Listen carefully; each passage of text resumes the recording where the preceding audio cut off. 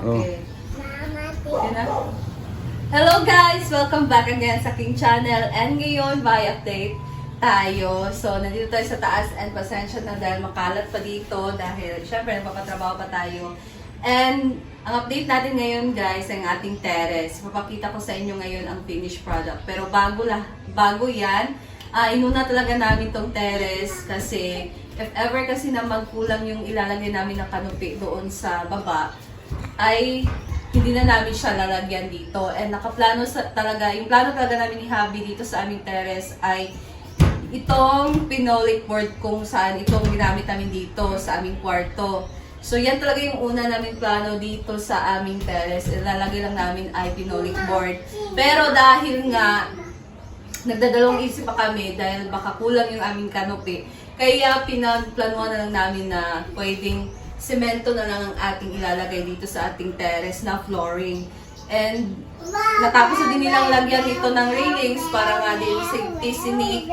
Dahil alam nyo naman kami, magtatambay talaga kami dito. And excited din talaga ako magtambay. So, nauna din talaga yung terrace natin. Kasi dito sa kwarto, dito sa taas, yung terrace na lang kasi yung hindi pa natapos. Hindi siya nalagyan ng mga railings. Hindi pa siya nalagyan ng flooring.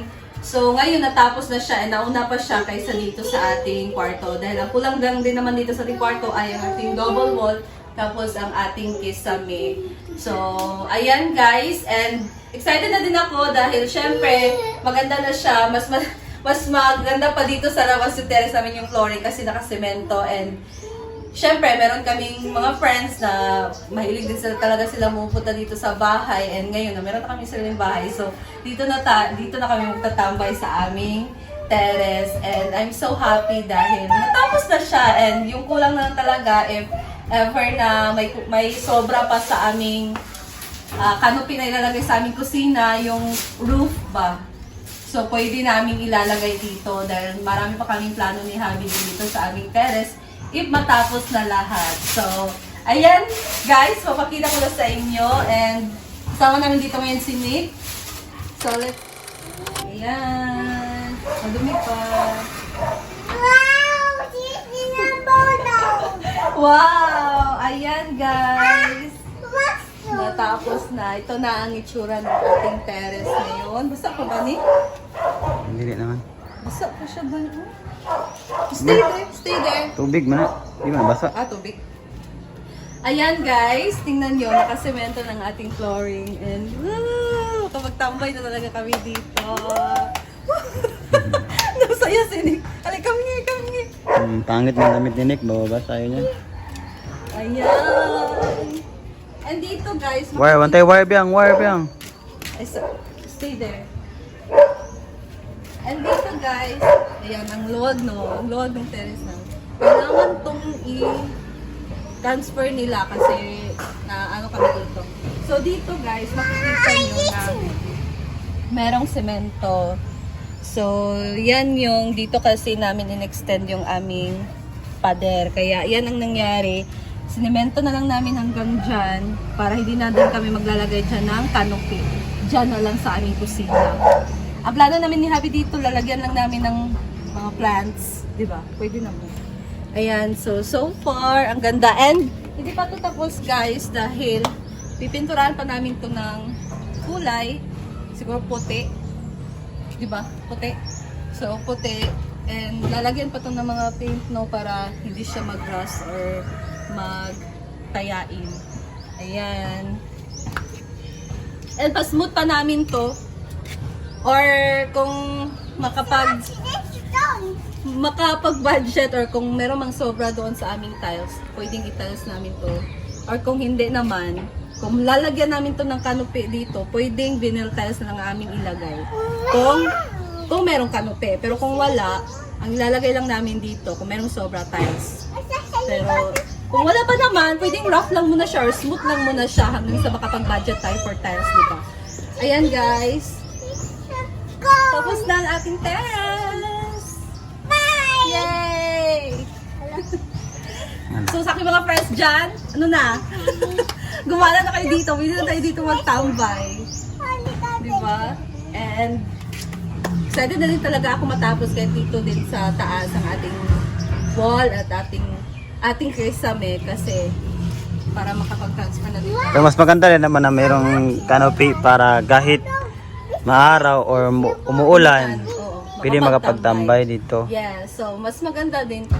Gusto ko din talaga, sabi ko kay Hadi na mas maganda talagang lagyan siya ng canopy para kahit umulan, makapagtambay kami, makapag-coffee. Syempre, alam niyo naman, may dito magkape.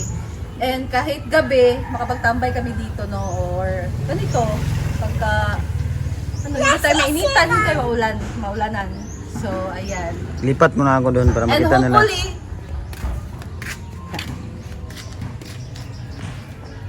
hopefully talaga magkasya pa yung may matitira pa ng color roof para dito sa ating terrace. Ayan. So yan yung view. Ang ating view. Ito lang talaga kailangan kunin nila or i-transfer nila kasi delikado to eh. Bawal to, delikado to. Sinabihan na naman siya pero hindi nila ginawa. Ayan guys, simento na siya lahat. Hindi na tayo dito mag. So ayan. Ang kulang na lang, ipapaganday na lang natin ito ng kulay. And yan na, tapos na ang ating terrace. Ay maganda din dito kasi sa baba, dito sa amin, di ba dito yung neighbor namin sa baba. So naano na siya, hindi na siya maulanan yung pagpasok mo. Meron na tayo ditong terrace na nakalagay. Ang bilis lang talaga ng trabaho. Ang bilis ng trabaho nila ito. Diba, yung last time na pag-update ko sa inyo ay ito pa yung ginawa nila, ang ating railings. And then, kasi nag-overtime sila dito. Kaya tinapos talaga nila itong taas para talaga malaman kung ano pa ba yung mga kulang. And yung canopy na lang talaga. So, ayan guys. Ayan guys, dito naman tayo sa baba sa ating sala and kusina. So makikita natin dito sa taas, meron na silang nalagay dito na parlins para sa ating bubong. So by Monday, bukas, malalagyan na nila to ng ating bubong. Kaya ito talaga yung so hopefully Monday matapos na nila to malagyan ng bubong para naman ay makapagsimula na din tayong mag-tile. So, tapos na nila to dito na finishing. So, yung last time na pag-update ko sa inyo, hindi pa natapos yung dito na side na finishing sa ating CR. And ngayon, tapos na din talaga lahat.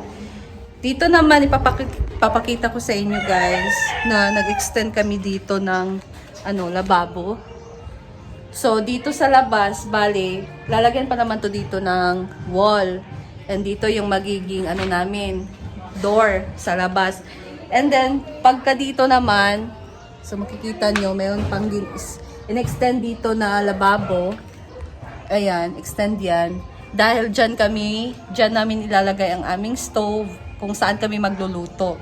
Kasi pag dito guys, konti lang din kasi talaga, maliit lang talaga yung space niya. So, ang pwede lang dito, hugas plato, tapos hiwa ng mga kailangan pagka nagluluto or dito ilalagay yung lagay ng mga plato.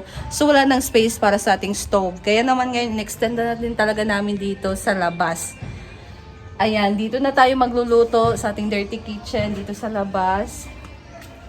Pero lalagyan pa namin to dito ng ng yero para matakpan. Diba? Maulanan tayo dyan pag hindi natin yan tatakpan. And then dito naman, yan yung daan palabas.